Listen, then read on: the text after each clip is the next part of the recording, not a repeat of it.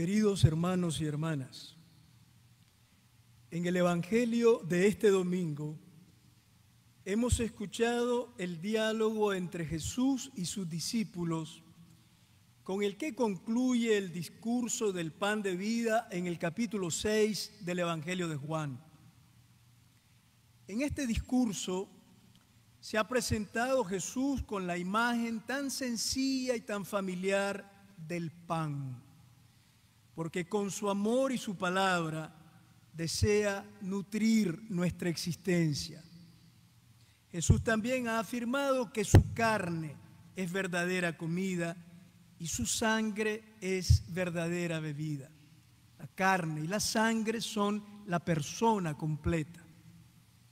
Jesús quiere revelar que solo alimentándonos de su presencia, de su persona, a través de la fe y en modo particular en la Eucaristía, alcanzamos el don de una vida superior, robusta, eterna, que va más allá de la muerte. Después de oír este discurso de Jesús, dice el Evangelio que muchos de sus discípulos decían: es duro este lenguaje, ¿quién puede admitir esto? Aunque los discípulos llevaban varios meses conviviendo con Jesús y lo seguían con sinceridad y devoción, no lograban aceptar tan fácilmente todo lo que el Maestro les decía. Para los discípulos, aquellas palabras eran duras, difíciles de entender.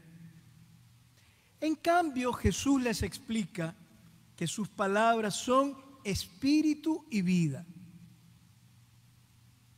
Para que puedan ser comprendidas, es necesaria la apertura de la fe, la única actitud que nos hace capaces de acoger la revelación divina. Aquellas no eran palabras como todas las demás que los discípulos oían a diario. Las palabras de Jesús no solo eran creíbles y atractivas, sino que nacían de lo más profundo de su ser. Brotaban de su amor filial por el Padre y de sus entrañas misericordiosas por la humanidad. Como a aquellos discípulos, también a nosotros muchas veces nos pueden parecer duras las palabras de Jesús, difíciles de comprender. Quizá tengamos que acostumbrarnos un poco más a percibir sus palabras no como simple lenguaje religioso, sino como palabras vivas, que en el mismo momento de escucharlas se vuelven misteriosamente eficaces en nosotros. No van dirigidas tanto al cerebro como al corazón. Las palabras de Jesús todavía hoy son espíritu, es decir, fuente de luz, de fuerza y de consuelo.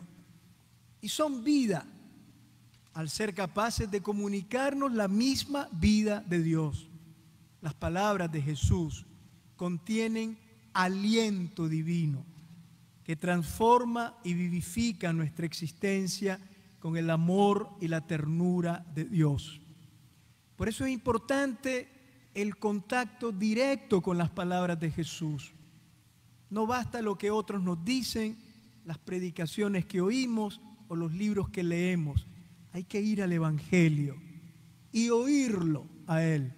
Hacer la experiencia gozosa, apasionante de acoger su palabra, que siempre es espíritu, aliento divino y vida, fuerza capaz de cambiar nuestra existencia.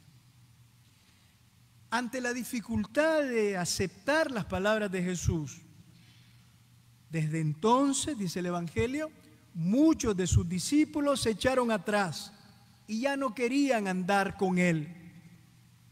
Seguramente a Jesús le dolió aquella deserción de muchos de los que le seguían, pero Él no se echó atrás, sino que más bien completó su discurso sobre el pan de vida aludiendo veladamente al misterio aún mayor de su glorificación a través de su elevación en la cruz. Por eso les dice, ¿y esto que les he dicho los escandaliza? ¿Y qué sería si vieran al Hijo del Hombre subir a donde estaba antes?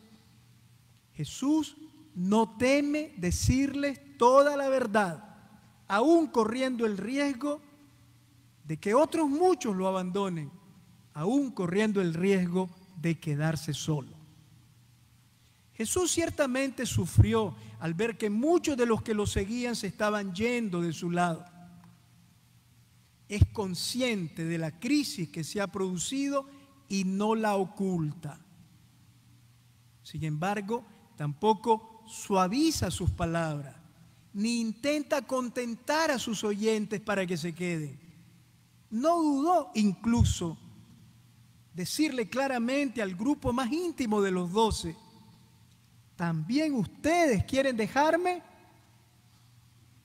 También los apóstoles eran libres de irse si querían.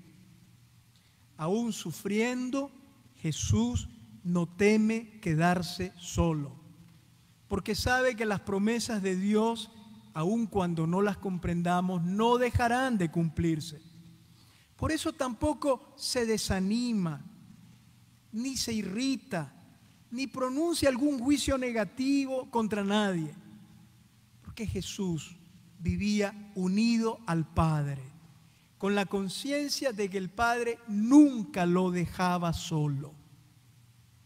Los demás pueden faltar y fallar. Dios es siempre fiel. Los demás pueden irse y abandonarnos. Dios no nos deja nunca. Esta era la fuerza de Jesús.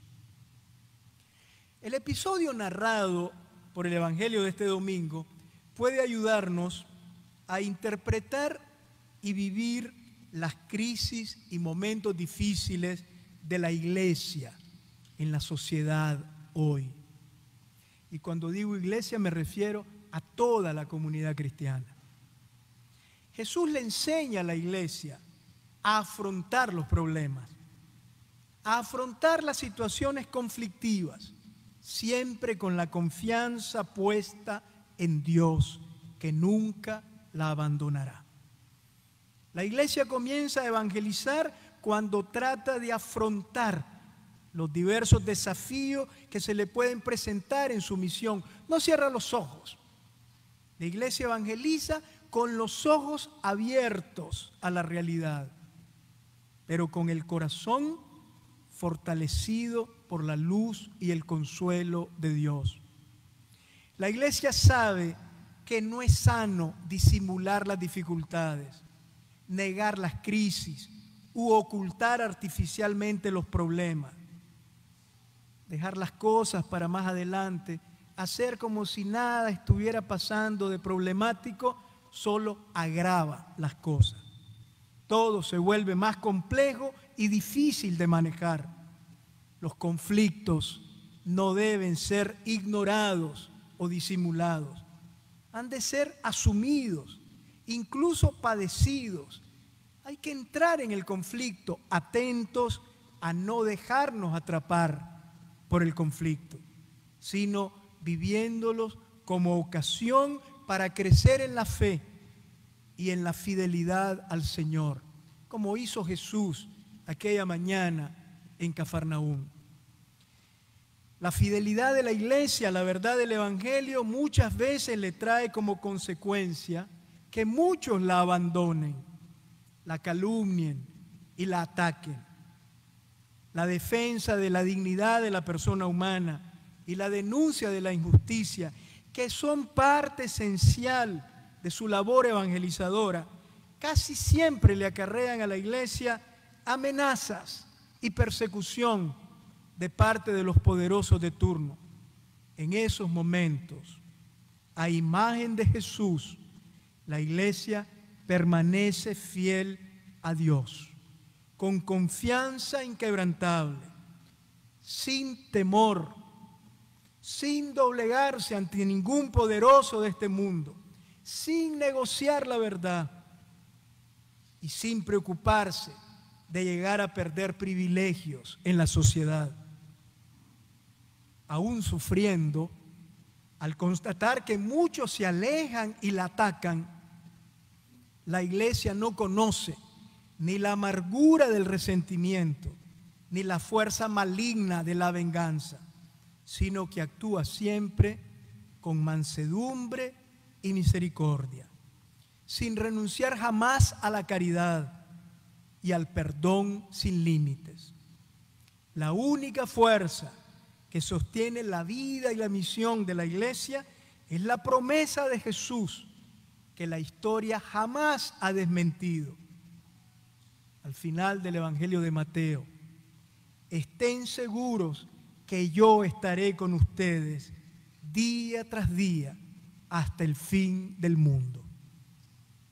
La frase de Jesús dirigida a los 12, ¿también ustedes quieren dejarme?, debió resonar como una nueva llamada en su corazón, a tal punto que Simón Pedro tomó la palabra en nombre de todos, diciendo: Señor, ¿a quién iremos?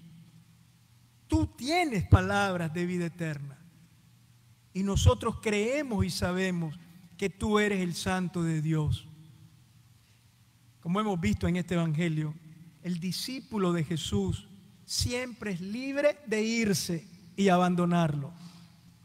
Pero quien decide quedarse también debe hacerlo con libertad y con una gran conciencia, deseoso de estar con Jesús y de seguirlo, con la convicción profunda de que lo que puede darnos Jesús no lo encontraremos en ninguna otra parte.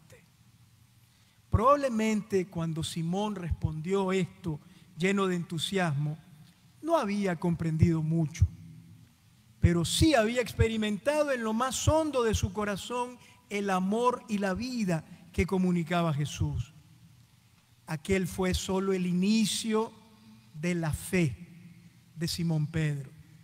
Tuvo que hacer un largo camino después, y su fe se fue completando y madurando a través de sucesivas incomprensiones, huidas y negaciones